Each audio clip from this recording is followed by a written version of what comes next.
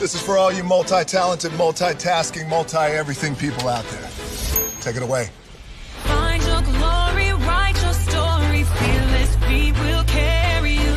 Time you own it, take your moment, be a fire burning through. Hustling from night until morning, grinding it out, it won't be long. Feel your power, it's your hour, you inspire, you are strong. Enjoy your Zoa.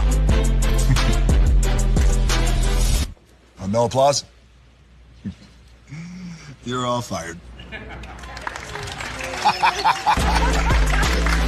Now that you've reached the stage in your life where quality television is important, Nubian TV is a black network that speaks to your lifestyle. Nubian TV is the world's first digital network devoted to the upscale and political lifestyles of black people. Nubian TV's programming includes politics, travel, fashion, food, automotive, arts and culture, civil rights, music, and more. Watch now on Amazon Fire TV, Roku, or watch globally at nubiantv.net. Nubian TV, it's what you want to watch.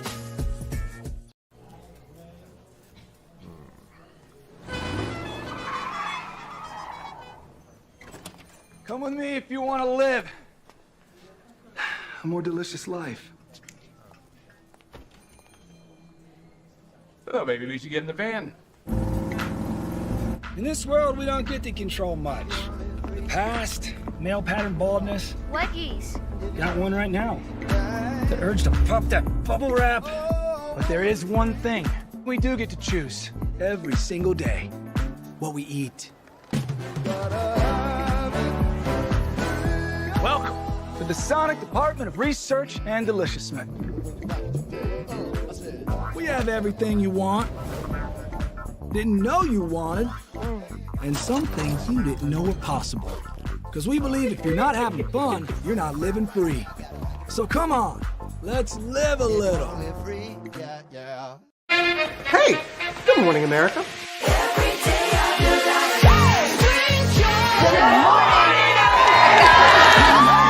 Good morning, America. Good morning, America. Good morning, America. Money! Are you ready? They are ready. Covering the biggest events in the country right now. There's a lot going on here this morning. It's always a good time. That's what the show's about. That's good. Really good. Very good. Coming in hot. Jimmy coming in hot. It's far from elementary. Oh. Good morning, America. I'm not going to try to strut like Michael or anything. I have known George a long, long time. Have you ever gotten him to dance? Look at that face. You don't just see it, you feel it. I'm in. I'm in. I'm in. I'm in too.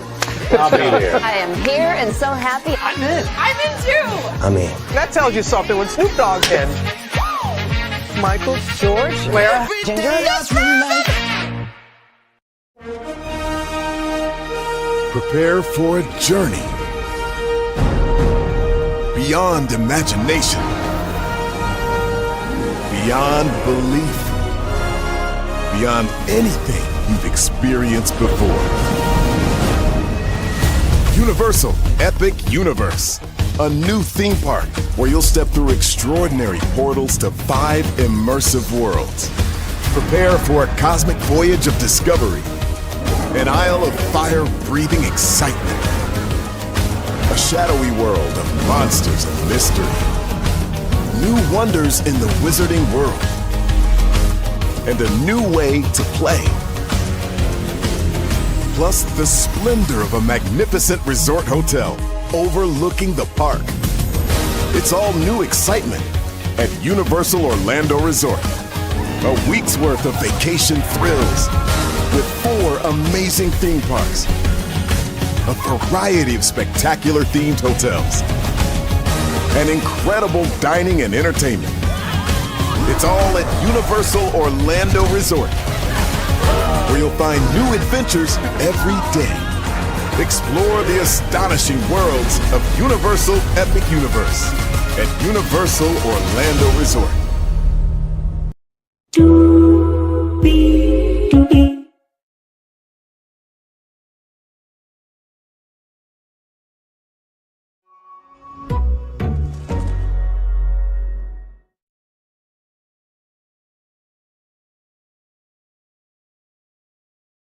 Well,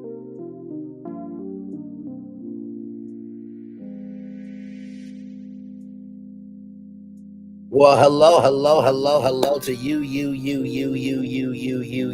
and you. Welcome in, everybody, to another edition of Brantley's Virtual Tour Live. Shout out to the three people here. Hello, Liddell Stiller. Glad to have you here, y'all. The 20th day of the Diddy trial is done. I'm about to give you a full recap. As you know, we give you all the updates from NBC News, then give you some dynamic video from an outlet, a couple of articles, and then we're done. So with that being said, higher is waiting, low is available, but either way, we are live on tour. Let me take down this iconic intro here. You see that virtual tour background? Yes, you do. You hear that virtual tour music? Yes, you do. And then there is me. Hey, everybody, welcome in. Glad to have all of you here. By the way, shout out to all our new virtual tour family members. We love you, we value, we embrace you. Welcome in. You have landed on a channel that is about purposeful diversity. And if you're looking for something to talk about, it's here. If you're looking to connect, it's here. But most of all, if you're looking for a space to be you, it's right here. We're glad to have you. Welcome in. Glad to have you here, everybody, once again. So, with that being said, let's get to the getting and doing what we do here. So, here we go from NBC News. Shonda Combs' trial. Ex-girlfriend Jane returns for cross-examination. Combs faces 5 criminal counts in total, including 2 sex trafficking, and has denied all the allegations. What to know about the sex trafficking trial? Former girlfriend Shonda Combs, identified by the pseudonym Jane, returned to the stand after giving an emotionally wrenching testimony. Over the past few days, Jane has testified about hotel nights, graphic sexual encounters that were nearly identical to what another former girlfriend, Combs, Cassie Ventura, described on the stand as freak-offs. Combs faces 5 criminal counts, 1 count racketeering conspiracy, 2 counts of sex trafficking by force, fraud, or coercion, and 2 counts of transportation to engage in prostitution. Combs has ferociously denied the allegations against him. This live briefing may include graphic descriptions of sexual violence. For resources on sexual assault, call the National Sexual Assault Telephone Hotline. Sign up for the Diddy on Trial newsletter for key developments and analysis, and listen to the Dateline Nightly podcast. All right, everybody, let's get to the get and doing what we do here. Jury dismissed for the day. Court will start late tomorrow. The jury has been dismissed for the day with instructions that court will begin at 1 p.m. tomorrow. So literally, this is crazy.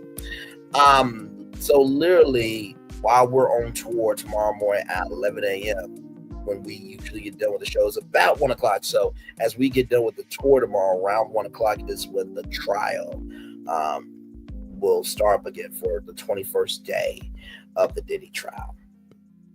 Jane and lawyer exchange heated words over handbags. By the way, if you think about it, court has been late these last couple of days at 5 o'clock, so they would start at 8 and at 5. So 1 to 2, 2 to 3, 3 to 4, 4 to 5, 5 to 6, 6 to 7, 7 to 8, 8 to 9. So I'm guessing it'll probably be done by 9 o'clock, but of course I will keep you updated with everything, right? So like I said, whatever time they end court, that's when you guys will get the full breakdown of the day that was the 21st day of the Diddy trial. Jane and lawyer exchange heated words over handbags. What?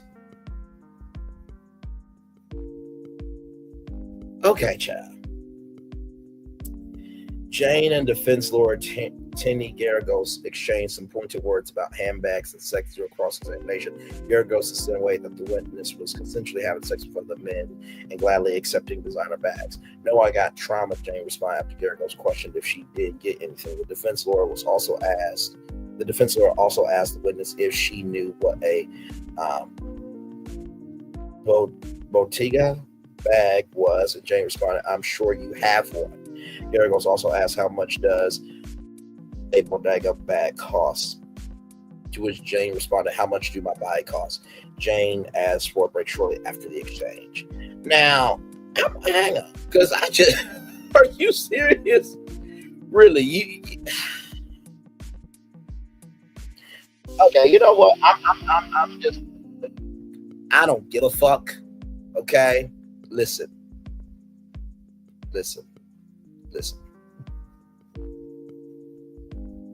Oh, okay. So this is a father-daughter thing. Okay, so listen. Mark Garagos, your dumb bitch daughter is out her rabbit ass mind. Are you serious, bro? You dumb fuck said that one bottle of baby oil goes a long way, and your daughter is going after another woman after handbags? What the fuck is wrong with you? Seriously, what the fuck does handbags have to do with a woman's trauma? No, we're not doing this shit. Okay? I don't give a fuck. You saw the thumbnail. You know my voice. And damn it, you know why you're here. No, we're not doing this shit. Are you serious? Handbags? Handbags? What? Really? It's about Diddy and what he's done. Not about some fucking handbags. What the fuck is wrong with you? Listen, I don't want to hear it from y'all. Okay, I certainly do not want to hear it from y'all. Braylon, she's somebody's daughter. Braylon, she's a human being. Braylon, da-da-da-da. No. If you went through what Jane went through and an attorney asked you about handbags and trying to defend a lifestyle that you had to negate what Diddy did to you, you wouldn't be pissed off either? Like, come on now. Tenny Garagos is a dumb bitch, just like her father is a dumb Mitch, okay? No. Tenny Garagos, if your daughter was SA'd, would you be caring about the handbags that she's gotten? Or would you care about the fact that your daughter got SA'd? I'm just asking a question. And to Mark Garagos, would you care about your granddaughter's handbags, or would you care that your granddaughter got SA'd? Not wishing that. But we just gotta keep it the book. Handbags?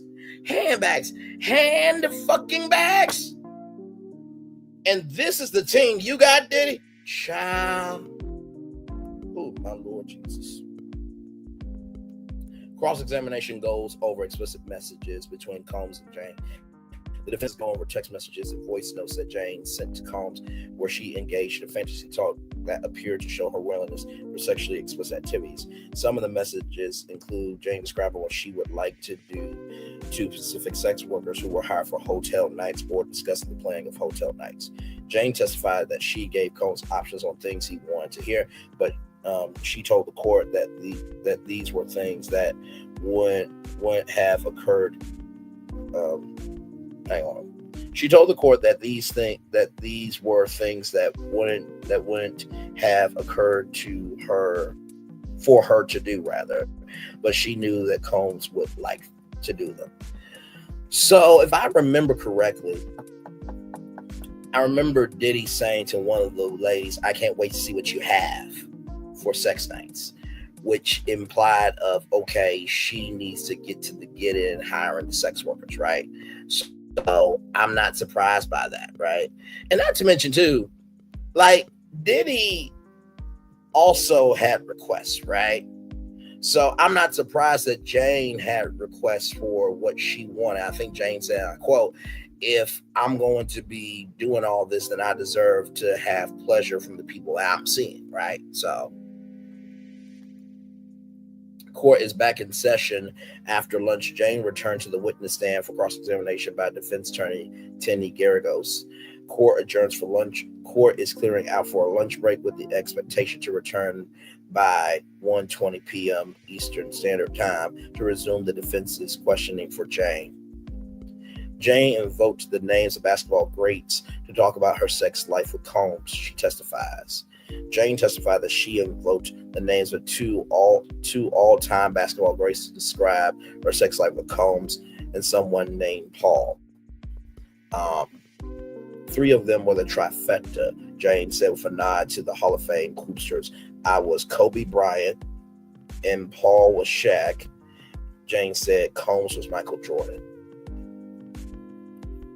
So I'm guessing Chris Paul. I'm guessing that's the only person that I could think.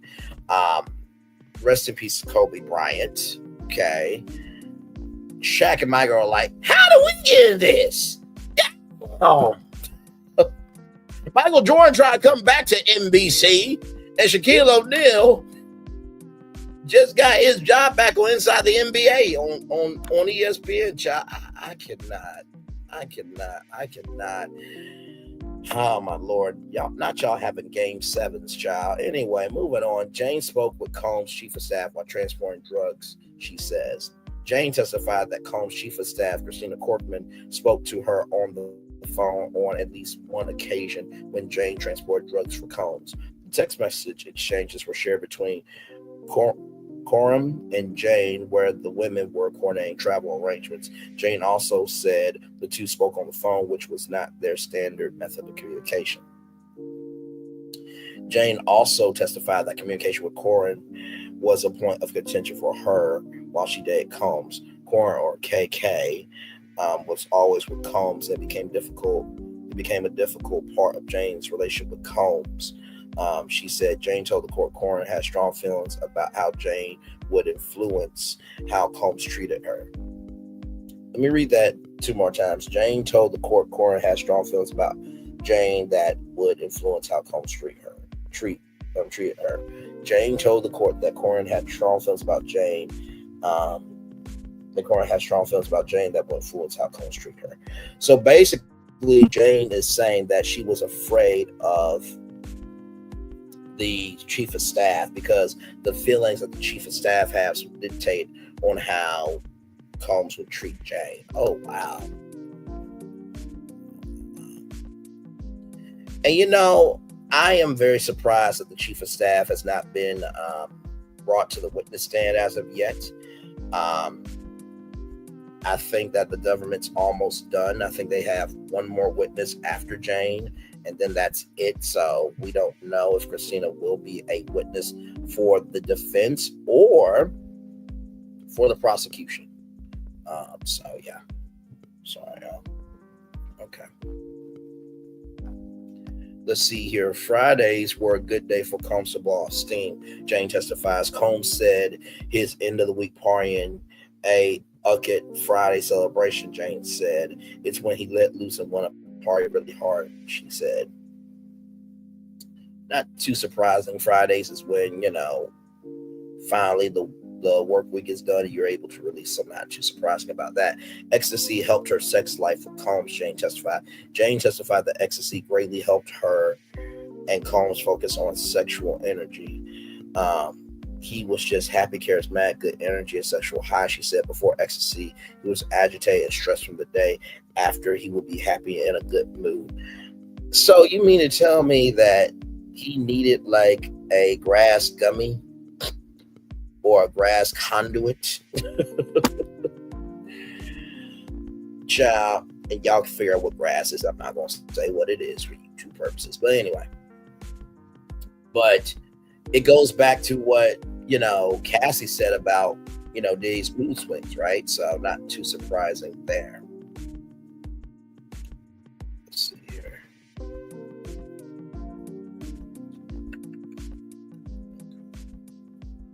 Let's see here. Jane was curious about Combs' need to see her with another man. Jane testified that she came to understand that Combs' desire to see her have intercourse with another man was an exercise of sexual curiosity. I was trying to figure out the relationship, and I came upon the word cuckold. A man turned on by watching his woman having sex with another man, Jane told the court. I just wanted to know what was driving him. Jane said she believed it could have been an interest in bisexuality, but Combs might have been too scared to do the act himself, making these freak-offs the next closest alternative. Now, listen, I'm sure Diddy had a facial response to that because it has been said for years upon years upon years upon years that Diddy liked a lot of sugar in his Kool-Aid. Okay. There have been rumors that Diddy, at the white parties, got in with a man, allegedly. Okay, so this is not too surprising, but the fact that it has been said out loud on this big of a stage for the world to see, hear, and take in, this is a big one. Combs was driven by desire and Jane by love. Defense presents. Defense attorney Tinny Garagos asked Jane whether Combs was driven by his desire and her love for Combs drove her during hotel nights. Yes, Jane responded. Jane testified that she told Combs multiple times that she did feel comfortable engaging in hotel nights as time passed. She also testified under cross-examination that she loved the attention and affection Combs would give her during those nights. Right, because any other time, he would be abusing Jane. He would be abusing Cassie. He would be abusing any and all women in his life, right? So Jane says she was concerned about Combs' drug use. I do remember the defense tried to go after Breonna Bogelin about her drug use, but it says right there, Jane says she was concerned about Combs' drug use. It says right there, Jane was concerned about Combs' drug use. I'm just bringing the links together for y'all. That's all I'm doing. Combs' heavy use of drugs and alcohol worried Jane. Oh, it says right there, Combs' heavy drug use and alcohol worried Jane because the defense also tried to go after Breonna Bogelin for taking shots, and Jane for taking shots, where Diddy called Eddie Garcia and said, "I'm a little bit drunk," after telling Eddie Garcia that tape of him mollywopping Cassie could ruin his career. And Tinny Garagos wanted to ask about handbags to diminish the trauma of a woman that went through SA. So Diddy doesn't care about women, and his defense team doesn't care about women either. Like I said, God forbid that they are mothers and fathers or daughters. And what? Combs' heavy use of drugs and alcohol worried Jane, who said that during a trip to Turks and Caicos, she felt like the music vocal had Jordans, graying gums and shaking hands. So I'm guessing graying gums or teeth and shaking hands, right? Jane says she wanted Combs to go to a rehab clinic in Thailand. Combs' defense attorney Terry Garagos asked Jane if she believed Combs was an addict. The witness said, "I felt like he was overdoing the partying," which there are different levels of acts, right? There are sex acts, there are gambling acts, there are people who do arson, that they're addicted to just seeing the fire and the blaze and everything in between. So there's different addictions, right? So I'm not surprised rather by, Jane saying that she felt like he was overdoing the party because he was addicted to that high from being seen, heard, and embraced by everybody as, the biggest one that you've seen thus far. You know what I mean? So I think that's Biggie's words, if I'm not mistaken. Don't quote me though. Jane says she was initially okay. Jane says she was initially okay, being polyamorous with Combs, but things grew difficult.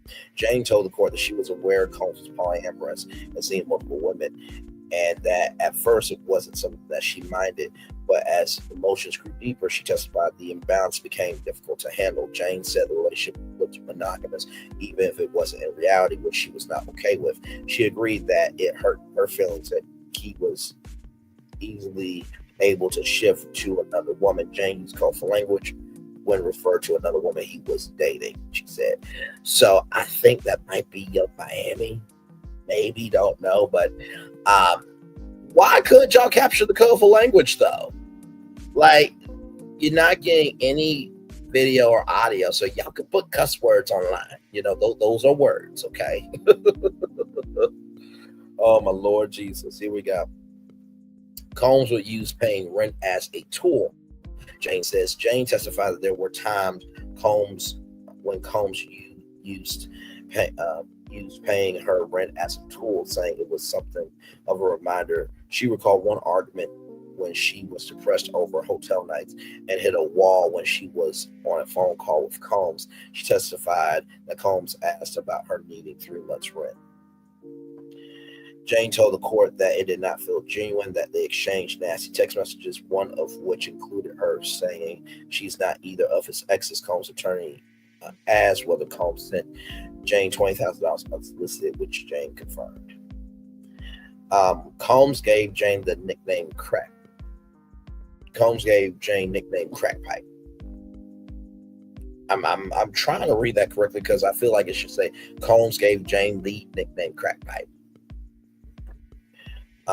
Combs said he enjoyed being with Jane and gave her an edgy nickname to go with those times. According to a text message shown in court, they had just returned from the Turks and Caicos Islands in 2023 when Combs reflected on their fun trip.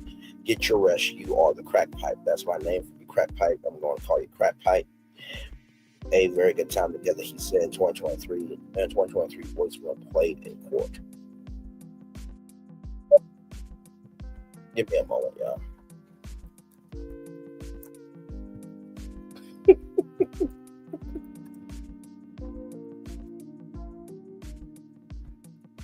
Child, I have to do this.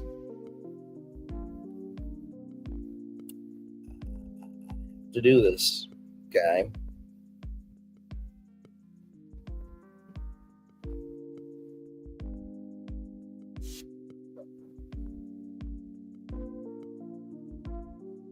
Yeah, that's what I'm talking about.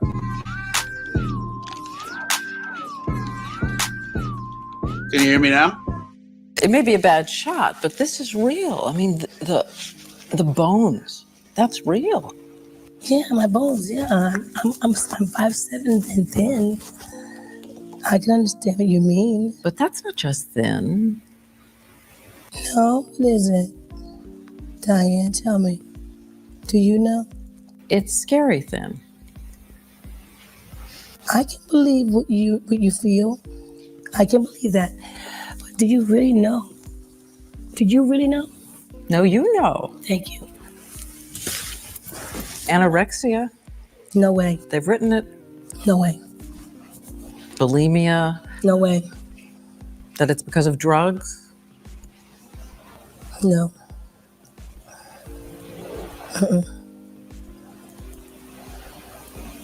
I'll grant you, I partied. But there have been times when I know I was going through a lot of emotional stress and my eating habits were awful. Whitney dying. Crack rehab fails. First of all, let's get one thing straight. Crack is cheap. I make too much money to ever smoke crack. Let's get that straight, okay? We don't do crack. We don't do that. Crack is whack. And there it is from Whitney Houston, Diddy. Okay, so listen. I had to bring up the clip. What did you want me to do? What did you want me to do? What did you want me to do? You saw the thumbnail. You know my voice, and damn it, you know why you're here. Okay, listen. Let's get back to it. Okay, listen. I'm not the one that gave the nickname Crack Pipe to Jane. That was Sean Diddy Combs. Okay, so listen. When he said crack was whack. Okay, so I've just added her voice to the timeline. Here we go. Moving on within the timeline here. Defense pushes Jane on financial support from Combs. Under cross-examination, Jane testified to how much Combs spent supporting her financially, agreeing that Combs wired her around $150,000 during their relationship. Combs' attorney, Terry Garagos, asked Jane whether she gravitated toward providers. Jane responded that she ideally wants someone who is a partner and provider. Prior to meeting Combs, she said she was making about $50,000 as an influencer, in addition to receiving child support. So is that like $50,000 a year? Is that like $50,000 a month? Now, if you're doing $50K a month in Ohio or Arkansas, you're actually doing really good, because you can get your apartment for like $1,000 a month, and then everything else you should be fine. So we don't know if it's $50K a year or $50K a month. Witness describes the spiritual side of Combs. Jane said Combs introduced her to gospel music and had insightful conversations on his spirituality. The chats brought out a really good perspective on a lot of things. The witness said he had a favorite pastor and he would put sermons on TV. We would watch it together. He would send me sermons and I would watch it on my own. Jane said, I might have to do it. I might have to do it. I might have to do it.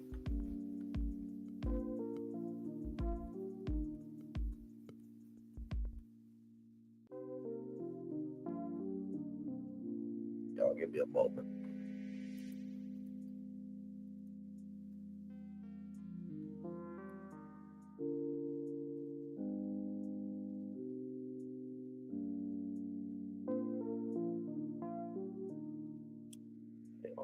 Because I know the skit I'm looking for. Y'all give me a moment. See, I mind my business, okay? And I make it do what it do, okay? Hang on. Oh, you know what? I know what I'm looking for. Hang on.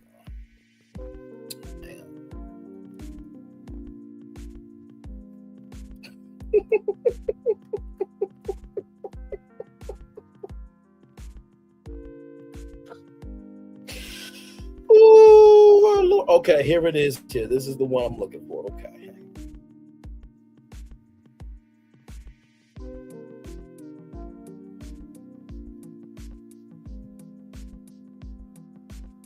Okay. All right, here we go, y'all. So listen.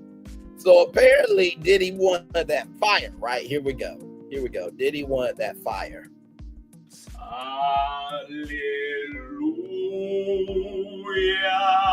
Praise Jesus. Hallelujah. Oh, welcome. Pastor Henning, this boy's had leprosy for all his life. He wants that fire. Oh, it is fire that you want. He said that he wants the fire. Praise God. Come on, count with me. 1, 2, 3. Fire! Praise the Lamb of God. Bless him. Hallelujah. Pastor Henning, this boy's had cancer and all in his bones. He doesn't know how to get it out. He needs that fire. Oh, it is fire that you want. Come on. 1, 2, 3. Fire. Praise Jesus. He is worthy. Hallelujah. Pastor Henning, he used to be a girl and now he has gonads.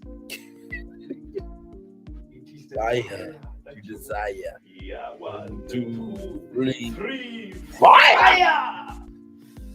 Hey, Jesus is worthy. Hallelujah. Praise Jesus. Pastor Henning, this used to be a boy, but now you made him a man. He wants that fire. Fire. Come on, lift Your hands.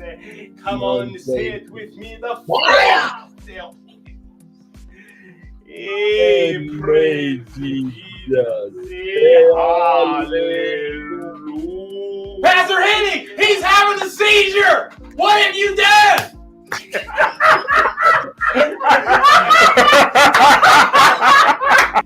Oh my God. Okay. I'm sorry, y'all. I just had to. Moving on. Oh my God. Okay. Combs' larger than life personality helped Jane feel more confident. I'm so sorry. I'm so sorry.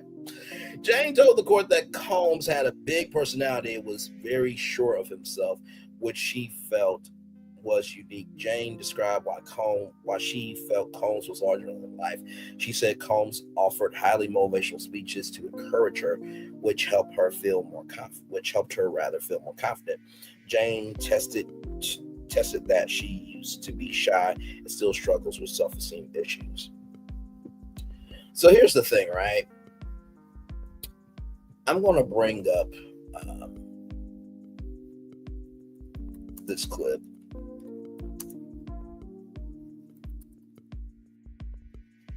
Because honestly, to tell you the truth, Well, before I do this, I just want you to know, one of my good friends, right? We were on the Esplanade at Kent State University, and he said, Bray, you may not be a 10, but you're a 10 in other categories. And I'm like, what the hell is that supposed to mean? He was like, dude, you call people. You always show up in support. You're always offering a laugh. You're always offering a place to fall. You have qualities to you that are more worthy than just what people want to be entertained by. So what I would say to you, Jane, is look at the other categories where you have 10s, okay? So I'm gonna bring in a good friend of mine, and I'm gonna let him take it away. So here we go. You know, living with you, it hasn't been easy. People see me, but they think of you. Now with all this going on, this is gonna be worse than ever. It don't have to be. No, sure it does. Why? You got a lot going on, kid. Oh, what, my last name? That's the reason I got a decent job. That's the reason why people deal with me in the first place. Now I start to get a little ahead. I start to get a little something for myself. And this happens. Now I'm asking you as a favor not to go through with this, okay? This is only gonna end up bad for you, and it's gonna end up bad for me. You think I'm hurting you? Yeah, in a way you are. It's the last thing I ever wanted to do. I know that's not what you want to do, but that's just the way that it is. Don't you care what people think? Doesn't it bother you that people are making you out to be a joke and that I'm gonna be included in that? Do you think that's right? Do you?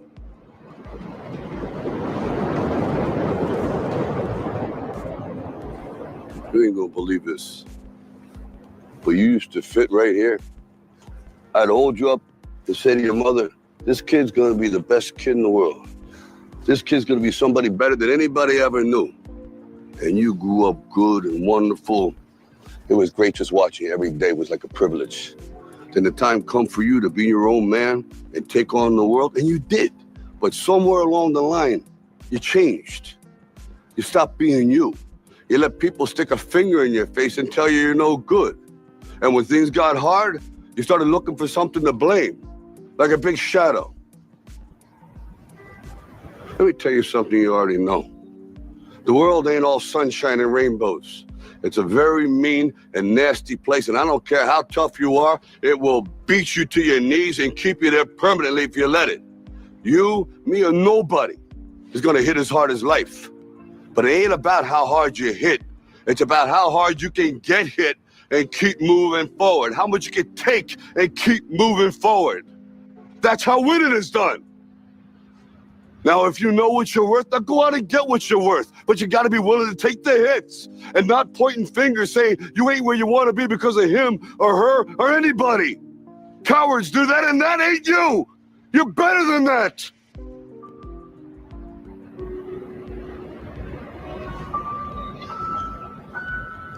I'm always gonna love you no matter what. No matter what happens. You're my son, you're my blood. You're the best thing in my life. But until you start believing in yourself, you ain't gonna have a life.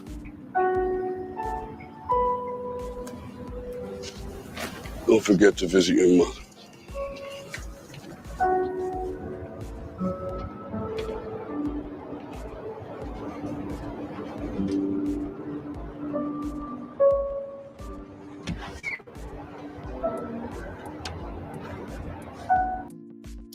Last year, I wore jean shorts to the Osbournes' annual. That's to you, Jane. Life is not sunshine and rainbows, my friend. You got to recognize the storms and the rain as well. All right, everybody, let's roll on. We do have more Brainley's Virtual Tour Live coming up right from the space right here, right now. For Jane, breaking up was hard to do. The witness says she fell in love with Combs, but didn't understand what conditions would come with that relationship. He introduced me to his lifestyle under a lot of emotional pressure, Jane said. I was so hooked from the beginning on the love and affection. I fell in love with him. I didn't understand the terms of the relationship. She came to understand that having freak-off sex with strange men might have been part of the deal. It was along the lines of love. It was along the lines of love and pressure to do these things he desired and want to fulfill my duties as a girlfriend, she added. So here's the thing, right? And I've heard this before. Do not give wife privileges and you still are at the girlfriend package, right? And that's the same thing with this. Don't ever do more for somebody if they're not matching their package, right? So if they're not giving all that they can, then you don't upgrade your package, or they're not upgrading their package. You know what I mean? So Jane says she broke on her own boundaries to make Combs feel loved.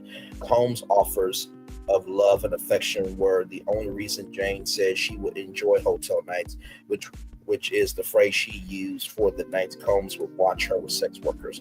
She told the court that she felt trusted by Combs in those vulnerable moments, saying she was breaking all of her boundaries to make him feel loved, even as it became hard for her. Jane says she wanted Combs to be satisfied.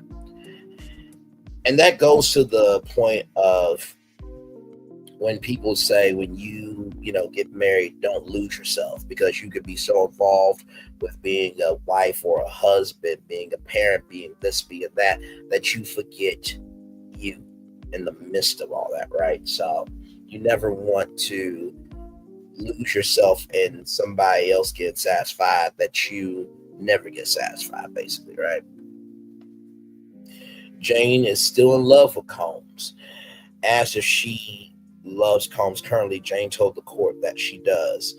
Under cross-examination, Jane confirmed that she wanted to be close to her partner. Jane testified that she liked to take care of him after hotel nights and called out Dateline as one of his favorite shows. Now, NBC is like, oh, shit. Well, y'all, he watch us, I don't know if he likes our podcast, our nightly podcast, because we talk about everything, but well, this is awkward.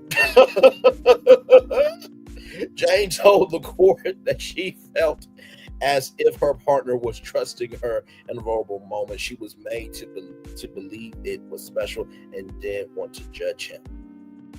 Child, it was the fat of dead Dateline for me. Like, so after all that, you just sit up and watch, crime stories. I don't know what it is, but it's like ghost stories and true crime stories at night. It's just people's relaxer.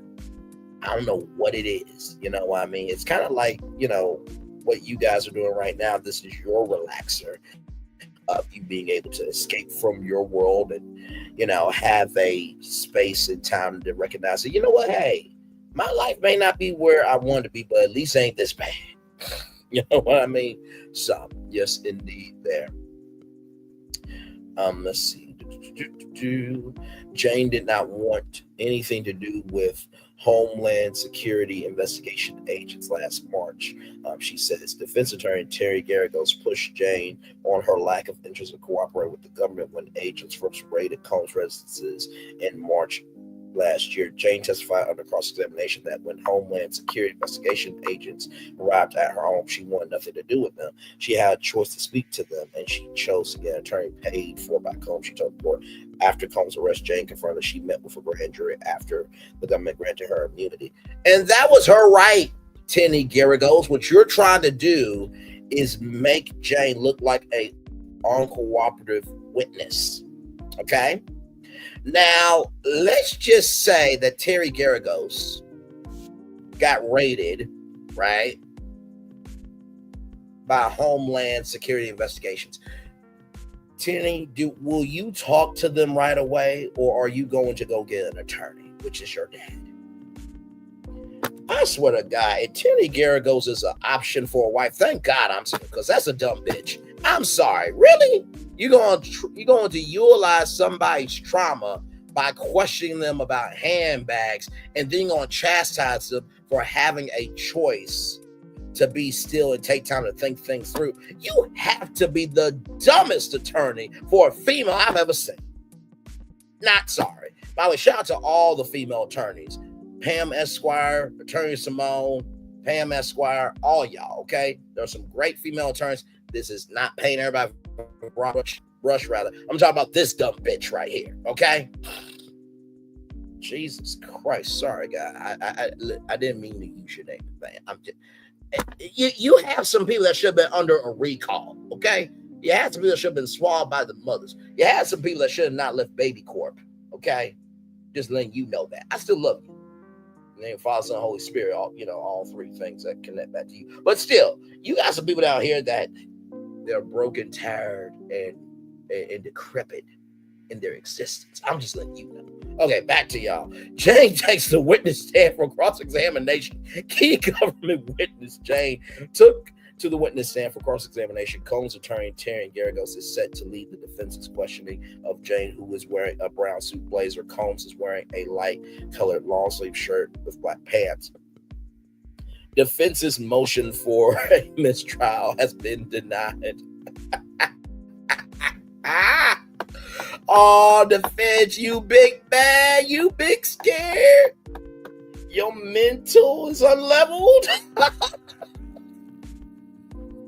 But the defense is making headway, though. Defense's motion for mistrial denied. The defense's motion for a mistrial has been denied. That request for a mistrial centered on the testimony of Breonna Boglin, a friend of Cassie Ventura, who testified that Combs dangled her over a 17th floor story apartment balcony in Los Angeles in 2016. The defense claimed Boglin Ventura lied about the balcony incident, alleging that the testimony was perjured. The defense said that Combs was on the East Coast at the time of the alleged incident, staying at the 47 Hotel in New York. While the defense was able to attack Boglin's testimony, the judge ruled that this was not fodder for a mistrial. The judge said the defense did not object to her testimony. They were allowed a vigorous cross-examination.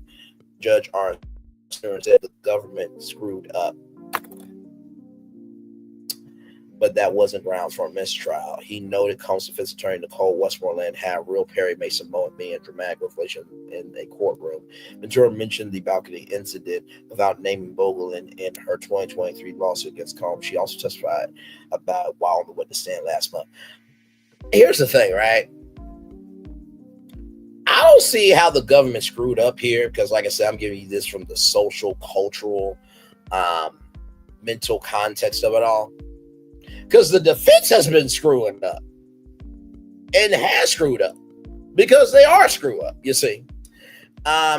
Listen, the defense is moving like this so-called journalist. It's not just feeding the hungry only on Thanksgiving. It's an everyday situation. You know what I mean? This is 265 days a year.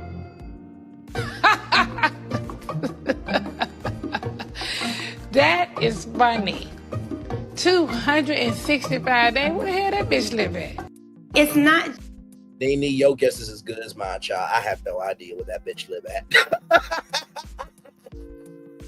Leave it at. But no, seriously, like, you asked for 2 mistrials and you got denied both. Just like Diddy asked 3 times to be out on bail for $50 million and he got denied 3 times. So do you just want to tie Diddy's record for being a dumbass? I'm just asking questions. Oh, my Lord Jesus. Okay. Court is now in session. Marking day 20 of Combs' trial. Jane said Ventura's lawsuit was like reading my own sexual trauma. This was yesterday. Jane told the court that when she read Cassie Ventura's lawsuit against Combs, I reacted like, I can't believe I'm reading my own story. She said she fainted after learning about the November 2023 lawsuit. She also said she confronted Combs in a text around that time saying, I feel like I'm reading my own sexual trauma. In a recorded phone call days after the lawsuit, Combs was filed. In a recorded call, days after the lawsuit was filed, Combs pleaded for support. I just need to tell you, I need your friendship. You know, you ain't got to worry about anything else, baby. Please pray for me, Combs told Jane. I'll be praying for you. I need your friendship.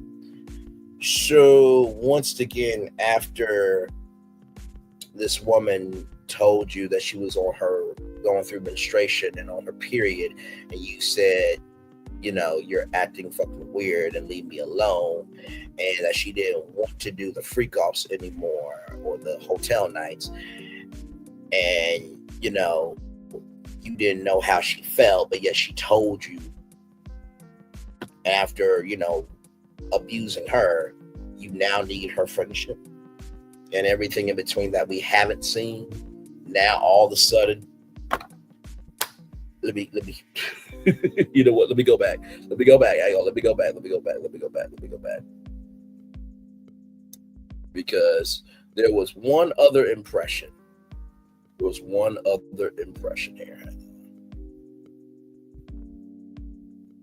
Donnie McClurkin, can you come in, brother? Because what do you feel that Diddy feels right now? What state of mind is he in, and why is he trying to let us know about the state of mind he's in? Go ahead, Uncle Donnie, tell us the state of mind Diddy is in. We fall down. Oh, that's what it is. But we get up. Oh, okay. We fall down. Oh, my Lord. But we get up. Come on, Uncle Donnie. We fall down. Yes. But we get up. My. For a saint is just a sinner who fell down. Oh, wow. But they didn't stay there. But Uncle Donnie, like hang on a second. I feel you that he fell down, off his own demise, and he's trying to get back up, and you just stand after you've done all you can do, right? But he's done some fucked up shit, Uncle Donnie. Like, bruh, I'm just asking a question here. Like, is he really a saint that just fell down? Or is he just really a sinner who just got down? I mean, I don't know. That's what Uncle Donnie is saying. His take in this trial is, P. Diddy fell down, but he got back up. A saint is a sinner who just fell down. That's what Uncle Donnie said, okay?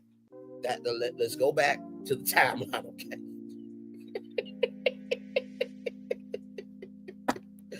Jane testified. Okay, let me get back for real. Let me get back.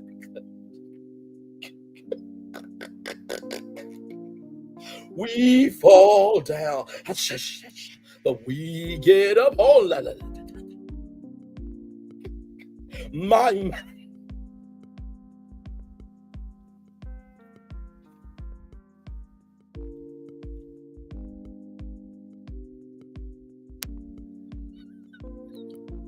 Okay.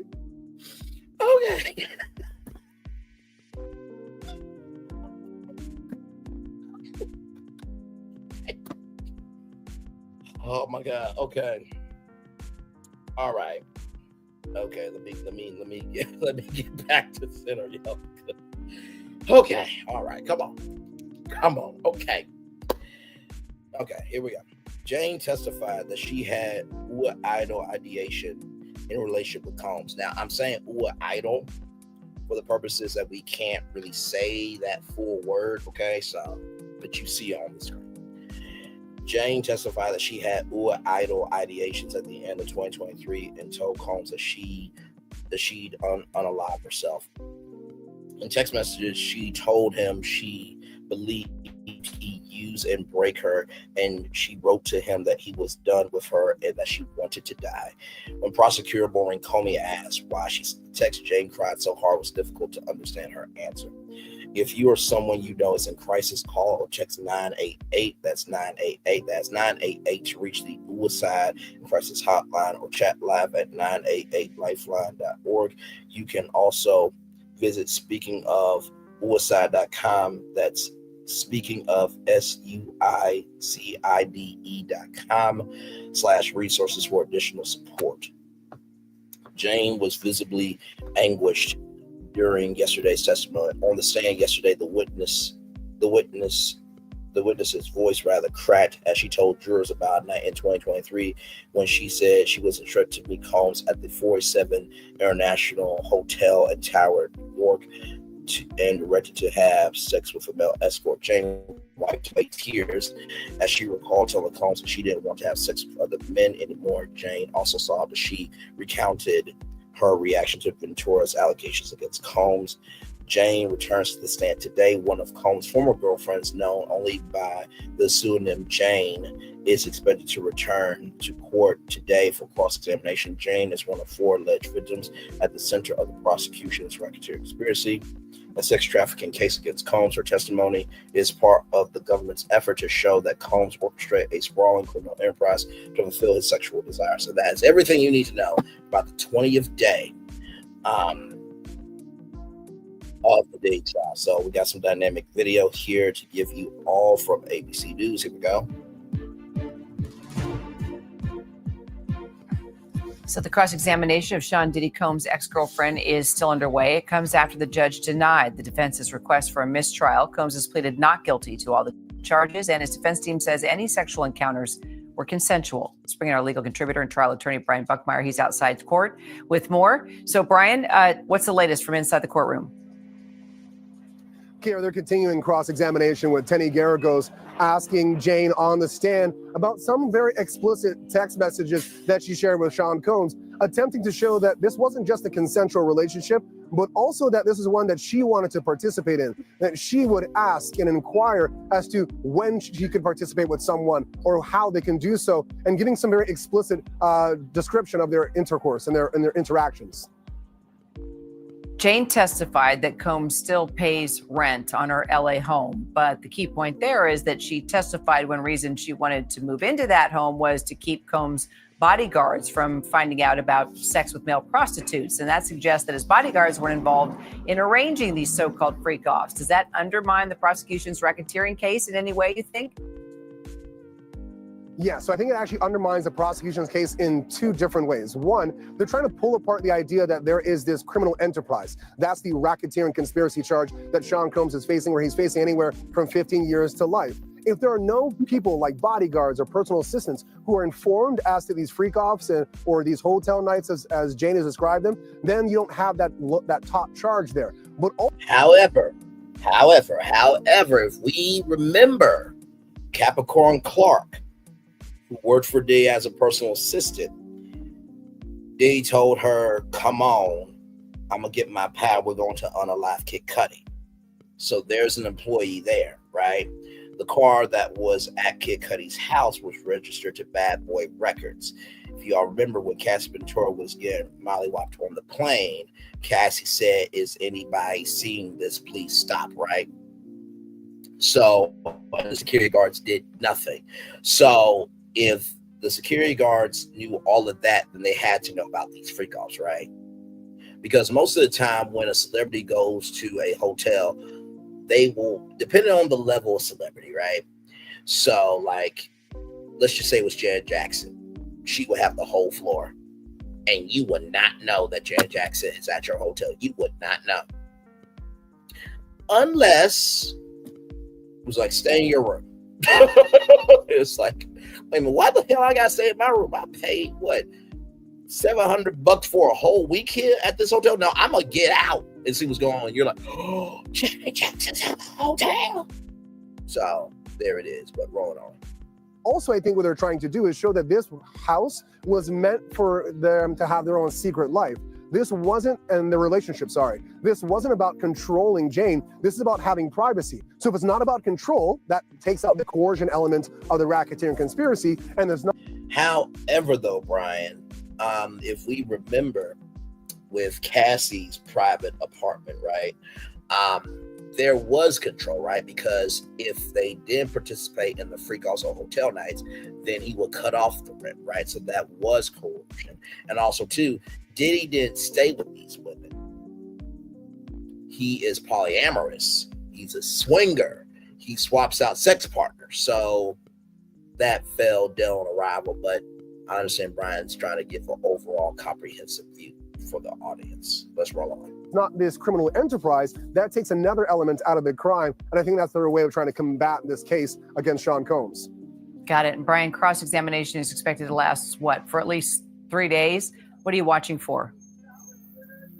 Yeah. So tomorrow we have a bit of a modified schedule. We're going to only be here from 1 to 5 p.m. So while it is 3 days, I expect this case. Okay, so 1 to 5 p.m. My bad. I thought it was going to be an 8-hour day. So 1 to 5 p.m. So basically, you guys will still get a 6 p.m. show. Okay, so that'll literally be like 1 hour after we're live on tour. Okay, here we go. With Jane on the stand to continue to Thursday, it's somewhat less than what you think. I think they're going to be methodical in the moments, not only where Jane was with Sean Combs at the beginning of the relationship, but leading all the way up until when Sean Combs was ultimately arrested on these charges. They're going to try to get that inside look as to what Sean was thinking, what he was doing, how he was acting, because at the end of the day, he may not take the stand, but putting a witness who was in such close proximity to him that is observing and seeing and reacting what he's doing as he's about to get arrested, this could be the way of getting Sean Combs his own testimony into the case without having him take the stand at all. All right, Brian, thank you. And for more on the Combs trial, of course, you can catch our show, Burden of Proof, the case against Diddy. That's every night, 5:30 p.m. Eastern. And also, Brian has a podcast, don't forget, Bad Rap, the case against Diddy, where we get your podcast. You get your updates there as well. You know, that's a very good point that Brian brought up of the fact that, you know, whatever Jane reveals is Diddy's voice in the case. I thought that was a very well observant, poignant, and articulate point from Brian Buckmeyer there. All right, y'all. From the root, Diddy's sexuality, more conspiracy bait from trial testimony today.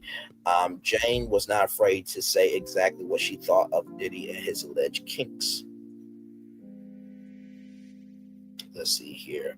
Jane returned to the stand Tuesday under cross-examination from Sean Diddy Combs' attorneys. Her testimony so far in the rapper's federal sex crime trial has been shocking, but even more tea was spilled that may send some internet sleuths into a frenzy. Cheating kink. Jane admitted outright on the stand that she is still in love with the rapper. She stated her decisions in staying with Combs was made under a lot of emotional pressure, and said she didn't understand the terms of their relationship at first, conditions meaning freak-offs. She said she learned freak-offs were a part of fulfilling her duties as a girlfriend. One of those freak-off duties was a role play where Combs requested where Jane was to act like she was cheating on him. Her testimony, if she dared to sleep with an entertainer behind his back, Jane said Combs would get angry. What a shocker! Not to Jane, but just to everybody else who's like, the defense is making headway. What a shocker!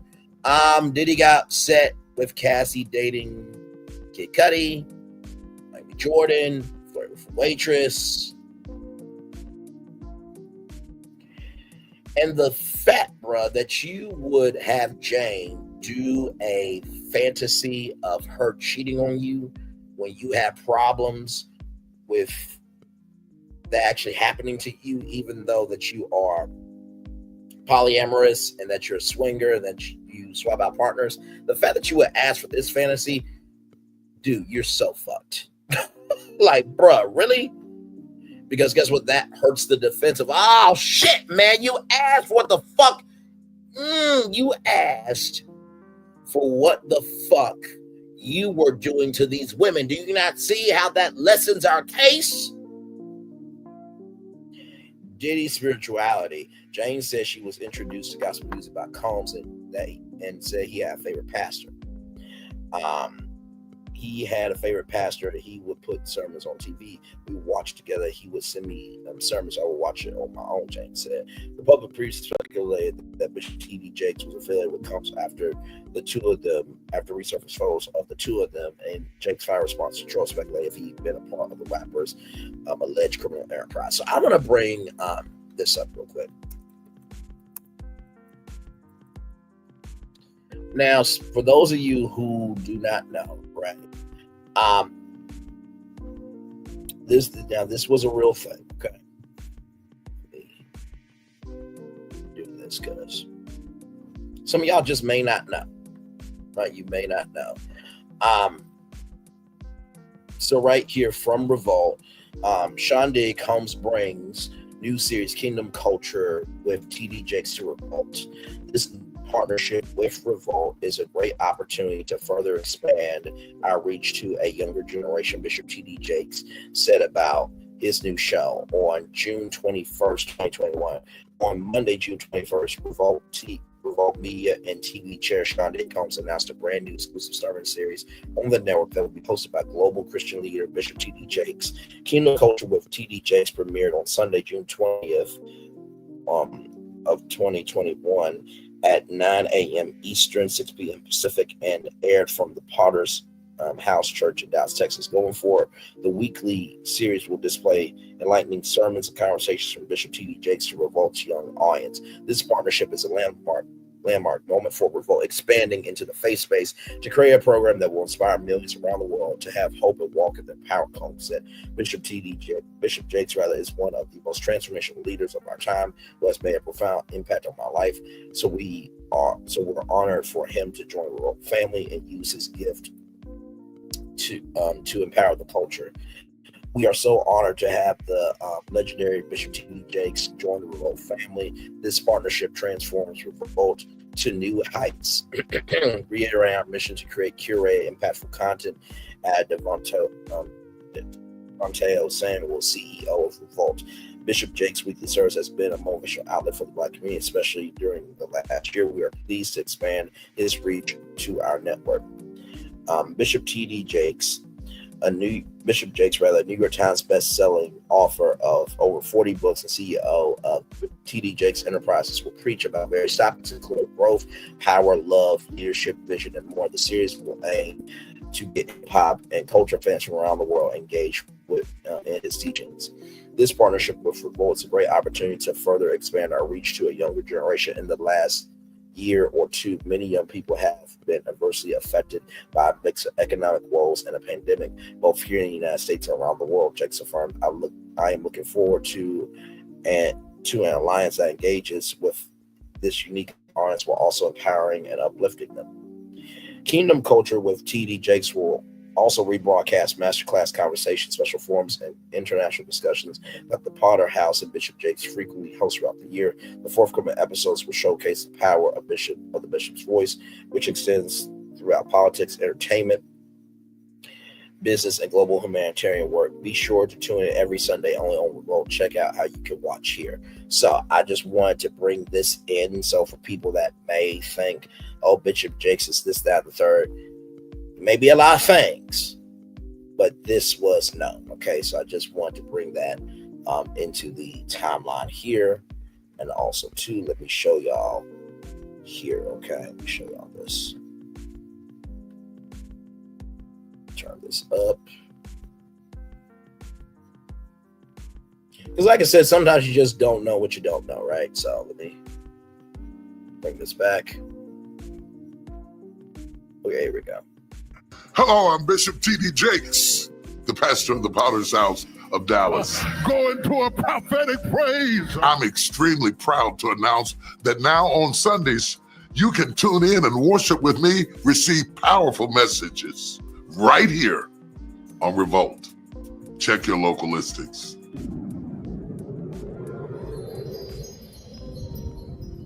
So there you go. In case you did not know there, okay? Okay. A very weird nickname. Jane said on the stand that Combs' nickname for her was Crack Pipe. According to a voicemail played for the court, Combs used the name to reference their very good times together. What is a cuck? Jane straight up told the court that she had curiosity about the rapper's sexuality, specifically wondering if he was bisexual. I was trying to figure out the relationship. I came upon the word cuckold. A man turned on by watching his woman having sex with another man. I just wanted to know what was driving him, Jane testified. Jane said she believed Combs was too scared to interact sexually with a man on his own, which resulted in women running the show during the freak-off. She said she referred to him as a cuckold, or a man turned on by watching his woman have sex with another man. He did exchange Jane appeared to get a little defensive with Combs' attorneys as they asked her to confirm the money she received from him, as well as material goods, including handbags and a serious home upgrade. When the attorney asked if she didn't get anything out of the relationship, Jane responded, "No, I got trauma." When asked if she knew what bodega bag was, Jane said, "I'm sure you have one." When asked what the cost of the bags were, she snapped, "How much does my bag cost?" Jane is to return for cross-examination Wednesday at 1 p.m. So from 1 p.m. to 5 p.m., Jane will be on the stand.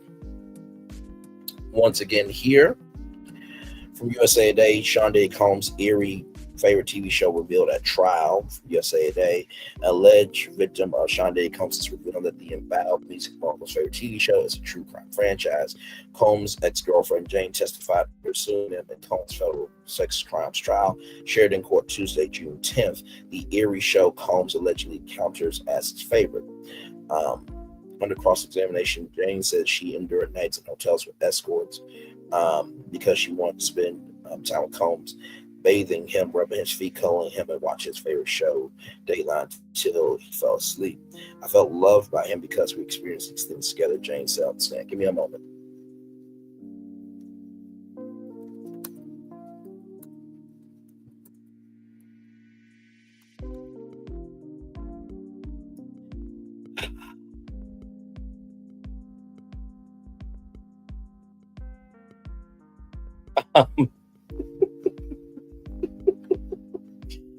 I have a friend that wants to say something.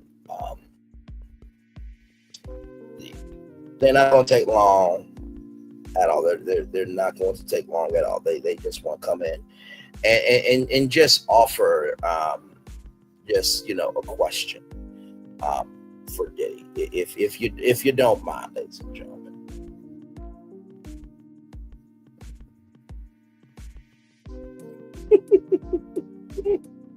You are fast mover. Please have a seat right there. Just come on in over here. Have a seat there. Yeah, have a seat back over there for me. All right, please have a seat right here. Not too much. You have a seat right on the stool there. Hey, how are you? Good. Why don't you have a seat right over there? It's quite a car you've got out there. Thanks. Why don't you have a seat? Strawberries and whipped cream and chocolates and stuffed animals. Oh, you got it all going on, don't you? Oh, wow. Why don't you have a seat right over there, please? No hugs tonight. Okay. Why don't you have a seat right over there, please? Looks like you brought enough stuff to move in. Yes. Why don't you have a seat there? Did you find the place all right?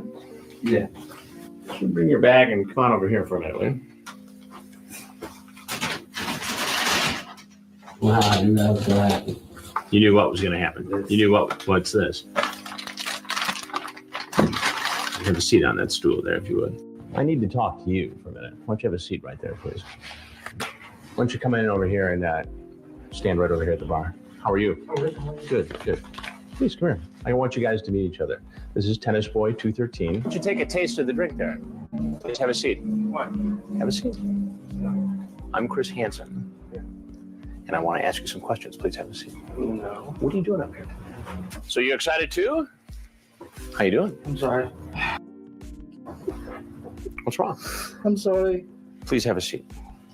Why don't you have a seat right over there for me, please? It's a little late to be prowling around these parts, huh? Yeah, it is, isn't it? Why don't you have a seat right over here for me? All right, thanks. Right there on the stool. Oh, what's on the agenda for tonight? What's that? How you doing? Why don't you have a seat on that stool over there for me? All right. Thanks. What's happening? Oh, not a whole lot. Good, please sit down. Chris Hansen just wants you to have a seat. B. Diddy there. Yes, indeed, here. From the Daily Mail.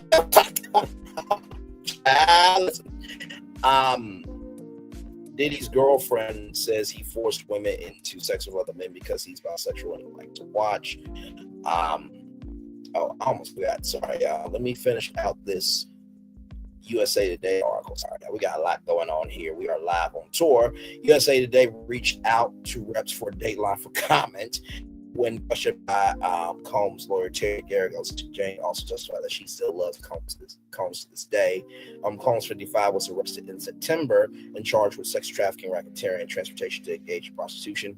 He has pled not guilty. Dateline features main host Lester Holt, the former host of NBC Nightly News or anchor, the former anchor of NBC Nightly News, correspondents Andrea Canning, Josh McAvez, Blaine Alexander, Keith Morrison, and Dennis Murphy. The show also features Kate Snow, Craig Melvin, and Meredith Vieira. The popular show also streams on Peacock.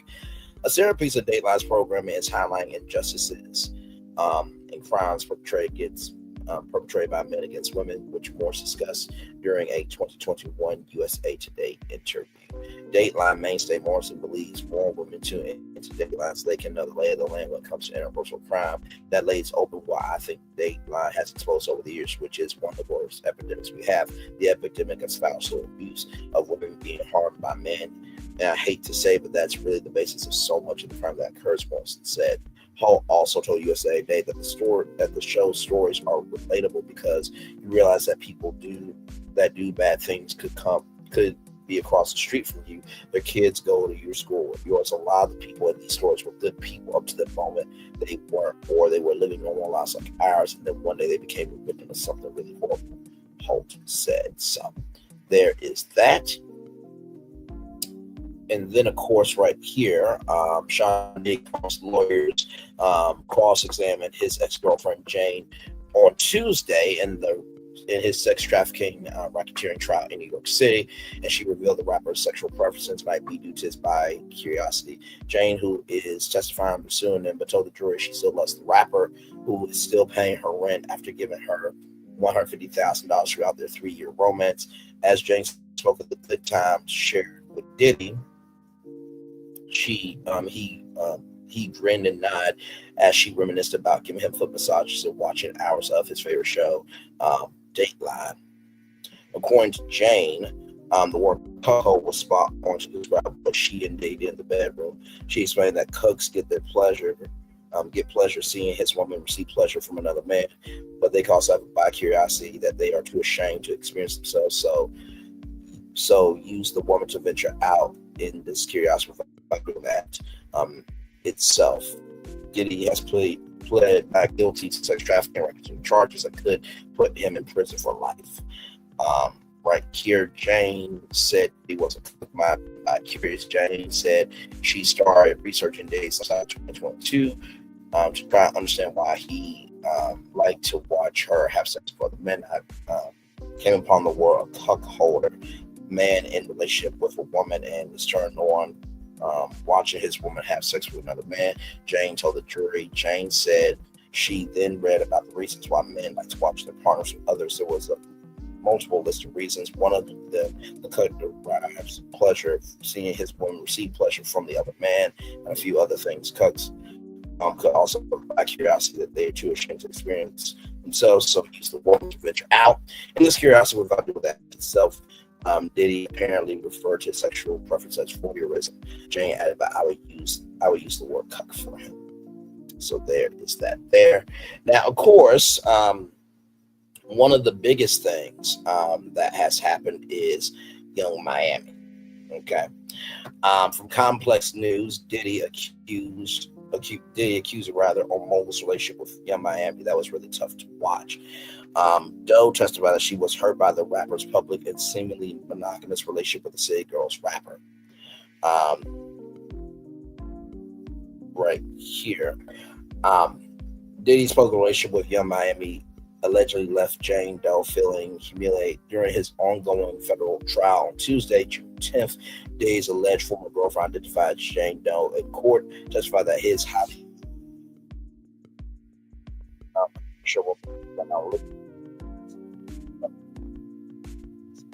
while their relationship was kept a secret, that was really tough to watch. He said in court per Complex's Sean Toretto, that was not something I signed up for. I did not sign up to be with a man who was in a public relationship. Doe explained after seeing Diddy gift the City Girls rapper a Maybach, she confronted him, asked for a Van Cleef jewelry, and received it. Elsewhere, in her testimony, Doe gave more insights into the private details of their relationship.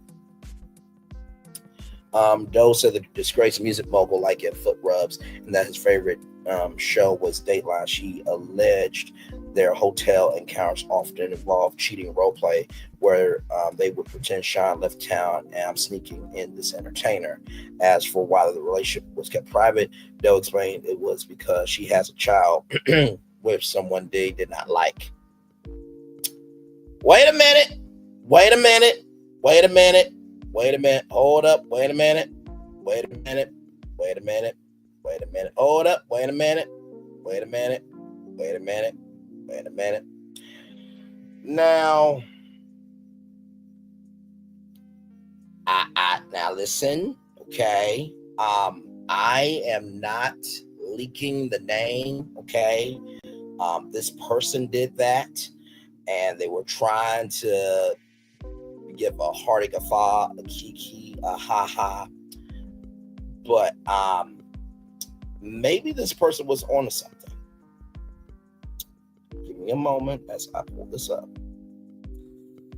Oh, my Lord Jesus. Okay. Come on.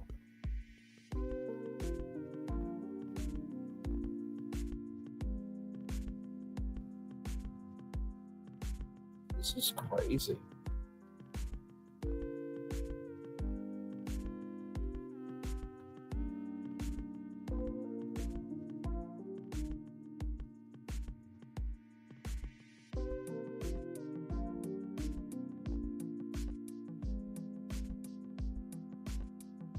It's taking me a minute, y'all. But I remember because it was taken down. So that's why I'm looking through my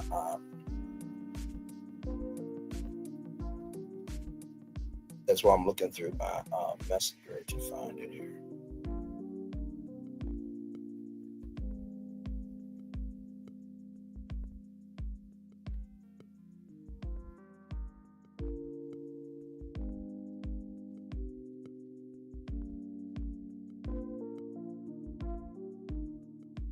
Almost there, y'all. Yep, I'm getting close to it.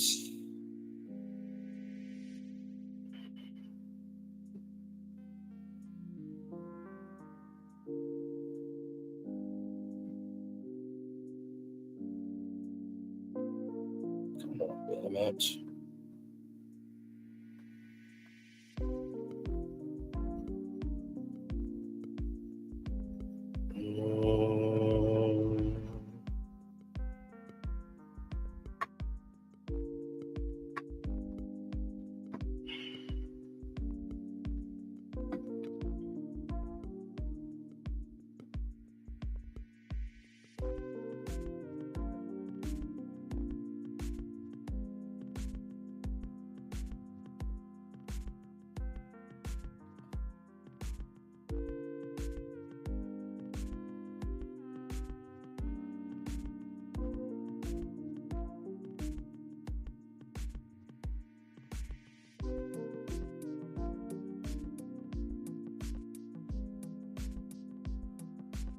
Here it is right here. Now, this was taken down. Okay. This was taken down from the Neighborhood Talk. Shout out to Joy Daily and joydaily.tv. Hey, does anyone know who Jane Doe is? Please research this. Man, this stuff with Elon and 47 is crazy. Now, listen. Okay. As for why the relationship was kept private, Doe explained it was because she has a child with someone Diddy did not like. Daphne Joy, was married to 50 Cent. And she has a child with 50 Cent. So let me...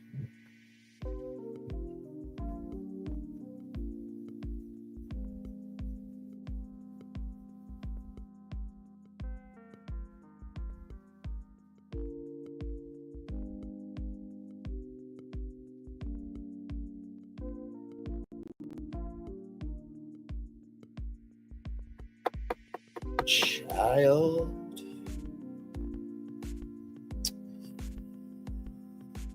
Ooh. Oh, here it is right here. Okay, here's the full picture here. Okay, shout out to the Jasmine right here. Right here.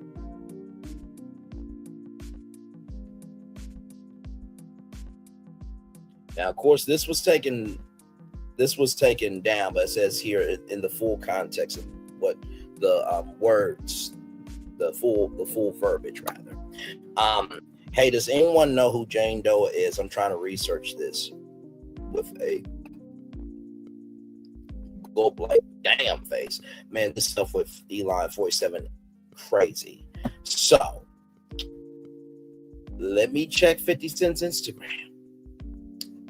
Let me just check it real quick. That's crazy, bruh. Like, I mean, I know 50 Cent trolls and stuff, but like, did he really out his ex, Daphne Joy? Now listen, to the court, to U.S. District Court Judge Aaron Surian, I did not out Daphne Joy. Okay, that was 50 Cent who did that, and I'm reading an article from Complex that Jane Doe said that she had a child with someone that Diddy didn't like. Okay, so I'm just reading it. Okay, just want to give the context, conjecture, and connection. Because listen, we don't have time for bullshit. Okay. So let me go to 50 Cent.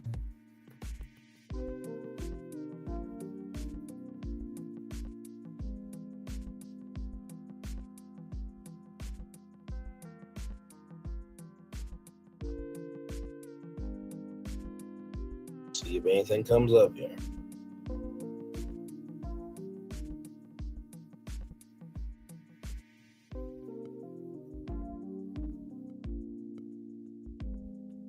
So here it is here.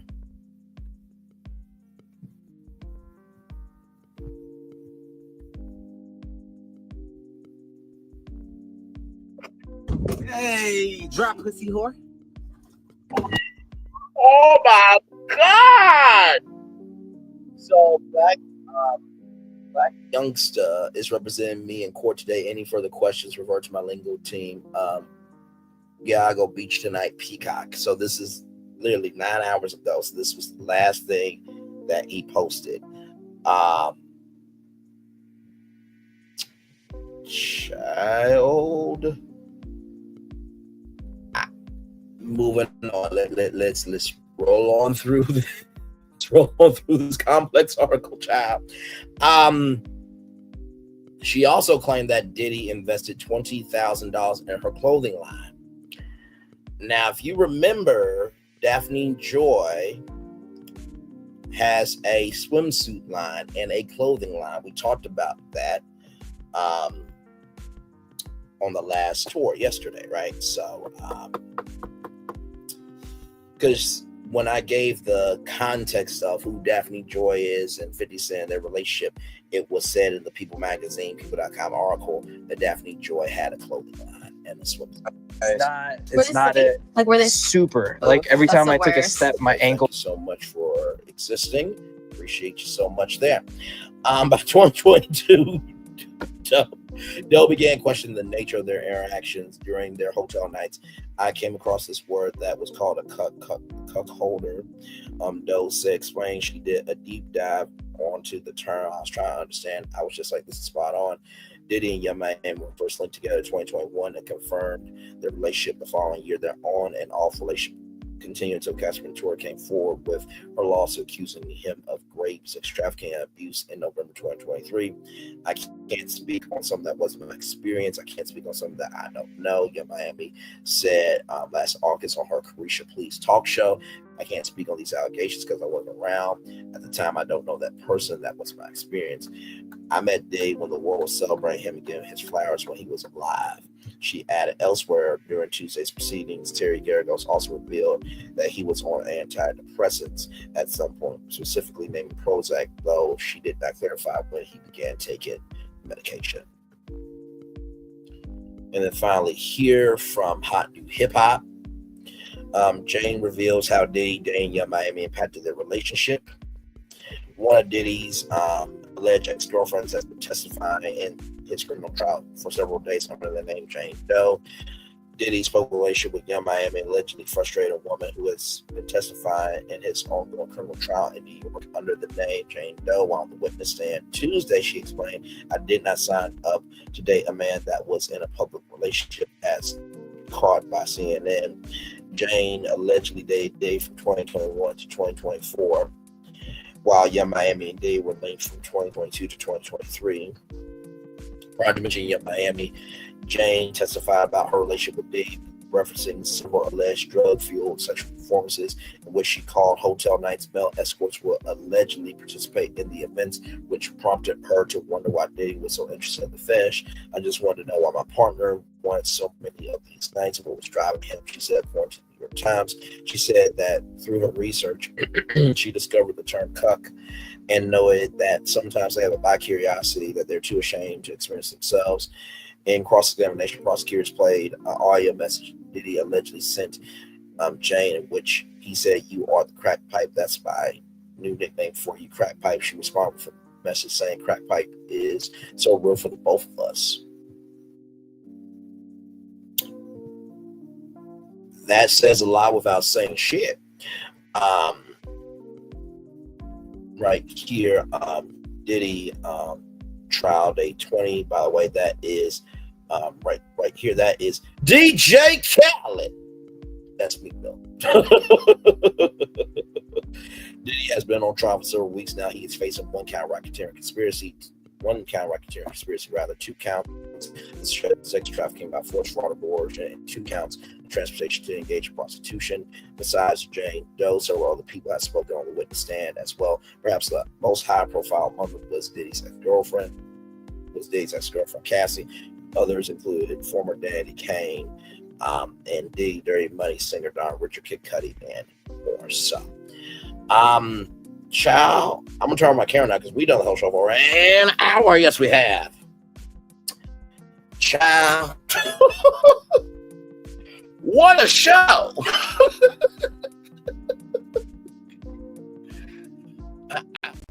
What? Okay. Now, I thought Young Miami would testify in this trial because, like, the timeline that was mentioned, I brought up Young Miami, but it looks like Young Miami is not going to be a part of this trial. I mean, it still is a possibility, right? Child, that is crazy-ish. Some absolutely crazy-ish. Where do we go from here? Like, really, where do we go from here? Like I said, I mean, the fact that was a very interesting relationship with Young Miami and Carisha, right? Because at that time, I think Diddy was also trying to date Lori Harvey, and there was a connection with Christian Combs, Lori Harvey as well. So it got to the point where Young Miami,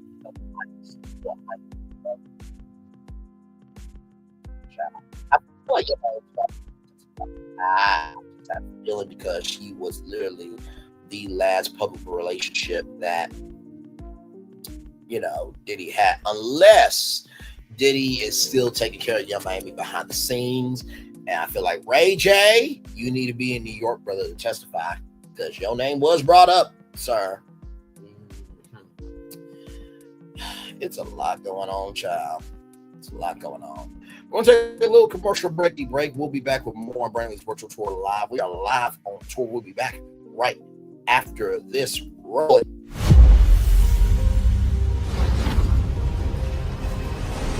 Beyond this gate, find gardens green and epic worlds to fill your dreams.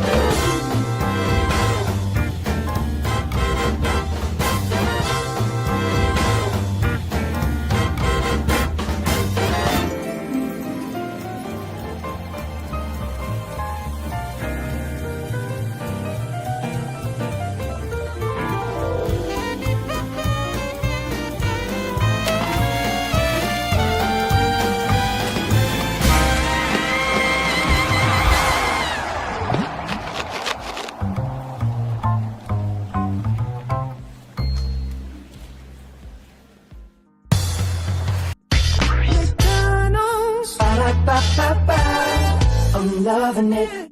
McDonald's. I'm loving it. So good, I had to tell you twice. Welcome back into Brayley's Virtual Tour Live. Glad to have all of you here. Child, that was a lot. That was a lot. Did I mention that this is day 20 or the 20th day of the Diddy trial, rather? I cannot. Child, that was...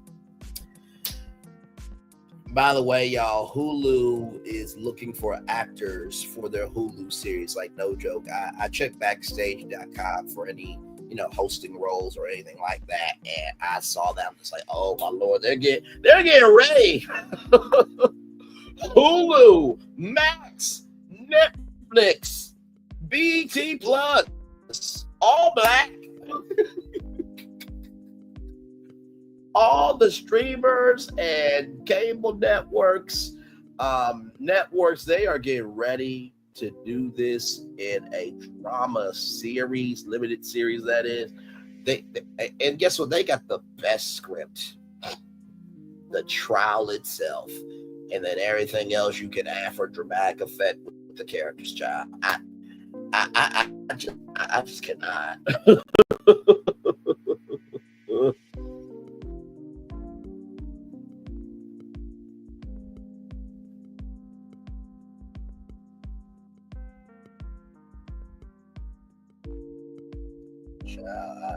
I just cannot. So with that being said, we are just chilling out for a little bit here. Probably at 1:42, I will read you guys the Daily Motivator, and then we'll head on out of here. But what a jam-packed show per usual. And like I said, I always try to bring you the realest that I can. And yeah. So there's no way to really do this. Like, if you're covering the Diddy trial, you have to give it your full, raw, and honest, true energy. Otherwise, it's not going to translate, right? Because this is a real thing that has happened. There is no conspiracy theories, no amalgamations, no exaggerations. Like, this is real. You know what I mean? And yeah, like I said, regardless of what happens, Diddy's life is not the same. Will never be the same and can never be the same again.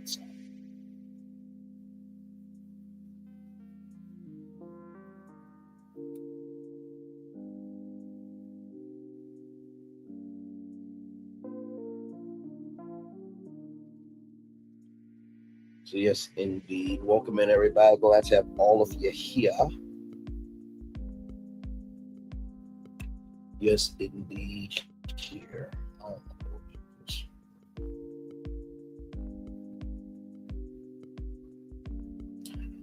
all righty, here. Let me get y'all the Daily Motivator up here, and then we will head on out, make it do what it do. But another great show, y'all. Another great show. Like I said, tomorrow, Jane will be back on the stand from 1 p.m. Eastern to 5 p.m. Eastern.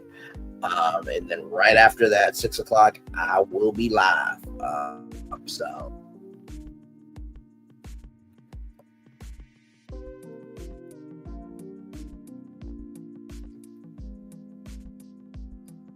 I think Jane is going to be on the stand until Thursday. So she's probably the witness that has had the most days of testimony.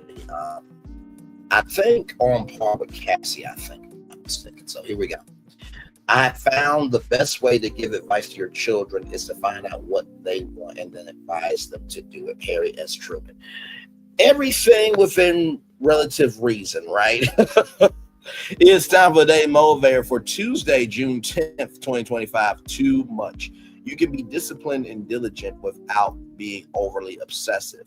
You can maintain high expectations without being crippled by perfectionism. Moderation is the key. When a little of something is good and more is better, you can reach a point when too much becomes counterproductive. Before you get to that point, ease up. Don't let your good work be compromised by carrying it to the extreme. Into laziness. Okay. Continual laziness.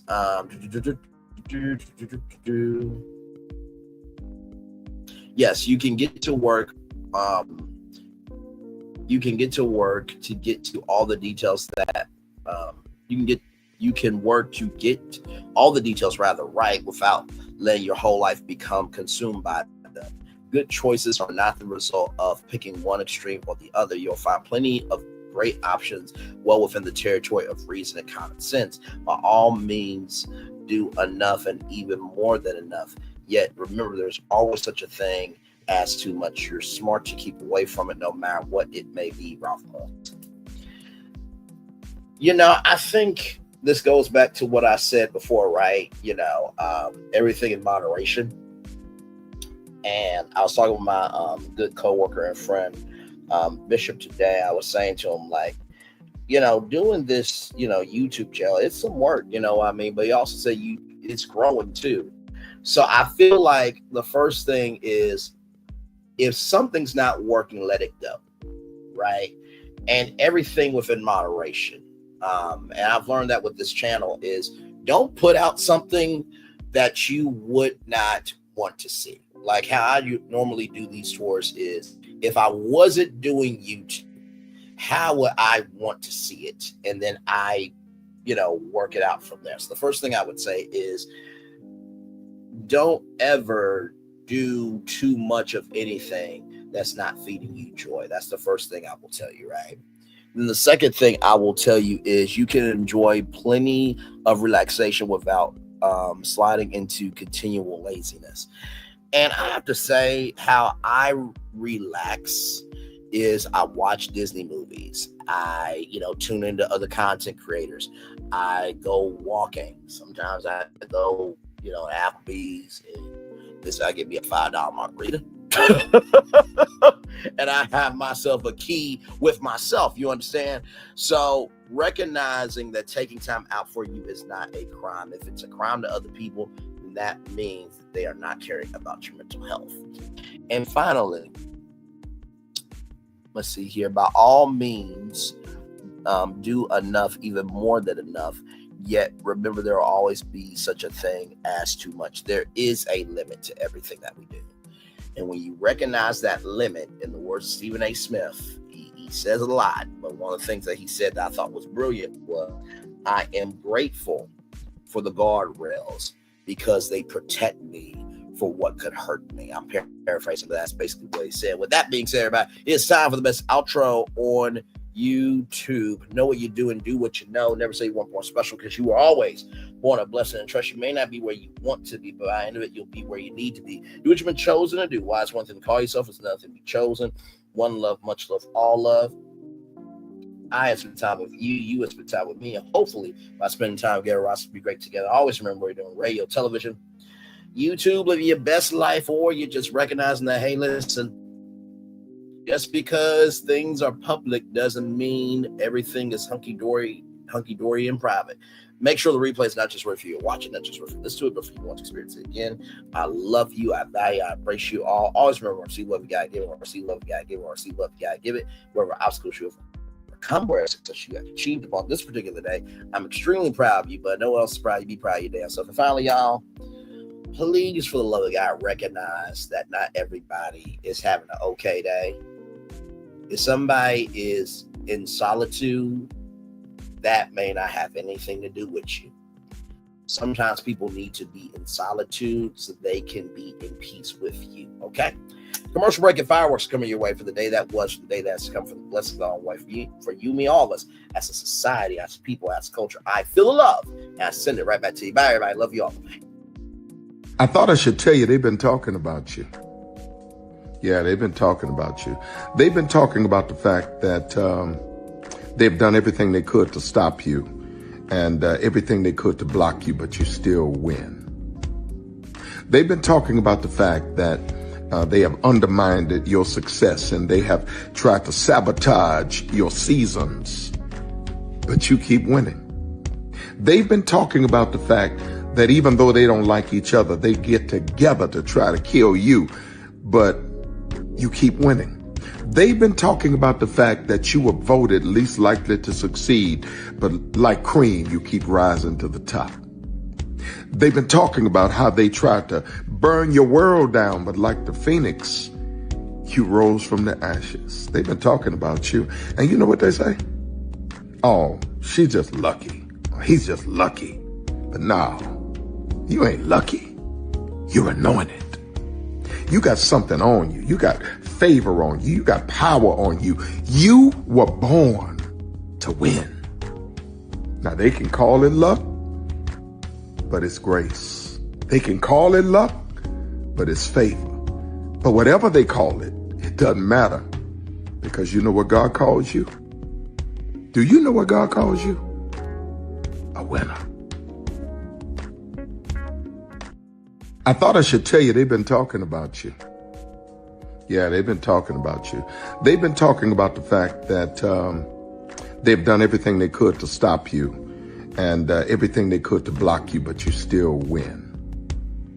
They've been talking about the fact that they have undermined your success and they have tried to sabotage your seasons, but you keep winning.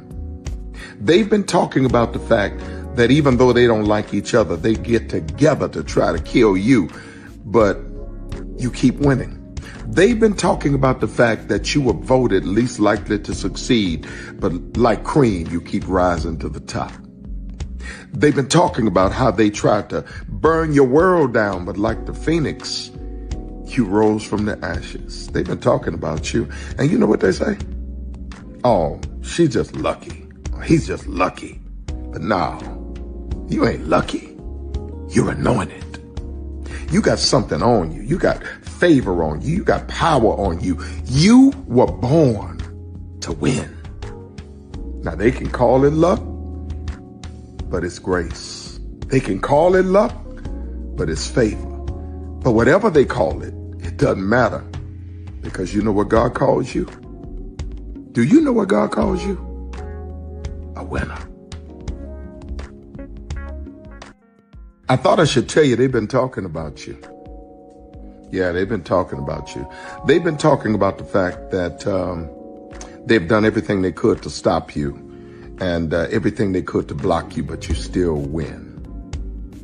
They've been talking about the fact that they have undermined your success and they have tried to sabotage your seasons, but you keep winning. They've been talking about the fact that even though they don't like each other, they get together to try to kill you, but you keep winning. They've been talking about the fact that you were voted least likely to succeed, but like cream, you keep rising to the top. They've been talking about how they tried to burn your world down, but like the phoenix, you rose from the ashes. They've been talking about you. And you know what they say? Oh, she's just lucky. He's just lucky. But no, you ain't lucky. You're anointed. You got something on you. You got favor on you. You got power on you. You were born to win. Now they can call it luck, but it's grace. They can call it luck, but it's favor. But whatever they call it, it doesn't matter, because you know what God calls you? Do you know what God calls you? A winner.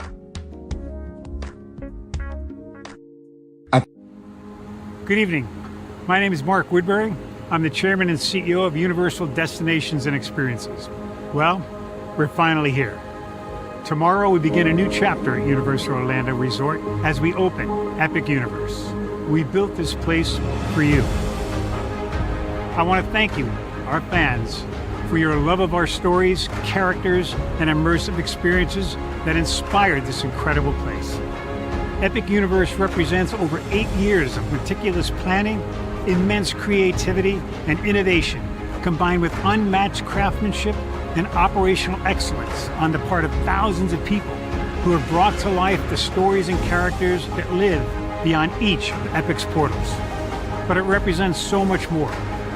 Your love of Universal and the deep connections we've shared together here in Orlando over the past 30 years inspired us to dream bigger and to push the boundaries to create something extraordinary for you and for generations of fans and families to come. And tomorrow, as we open Epic Universe, I can't wait for you to experience this place for yourself. Now it's your turn to step inside, to lose yourself, and to share this place with the ones you love most. As we open this park, we hope your world becomes a little more epic. Tomorrow, Epic Universe becomes yours.